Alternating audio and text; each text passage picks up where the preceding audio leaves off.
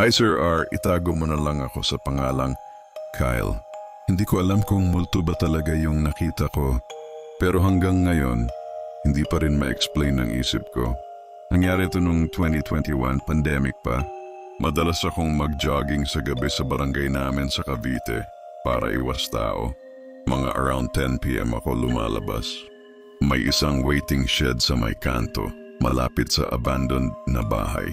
Lagi akong dumadaan doon. Wala namang nangyayari. Hanggang sa isang gabi, napansin ko may matandang babae na nakaupo doon. Naka-duster. May maliit na plastic bag. Tapos nakayuko lang. Hindi naman nakakatakot. Akala ko lang isa siyang nawawalang lola o homeless. Kaya nadaanan ko lang siya, walang imik.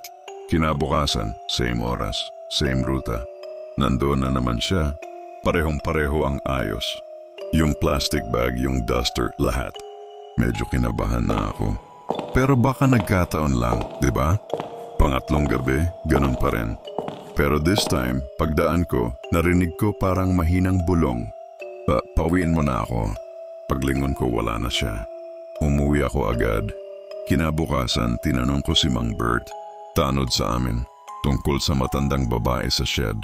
Ang sabi niya, wala namang matandang babae dito, iho. Pero yung nakatira sa bahay sa kanto, matandang babae yun dati, na-stroke. Natagpo ang patay sa waiting shed mga 2 years ago. Tumayo balahibo ko nun. Hindi na ako dumaan dun ulit paggabi.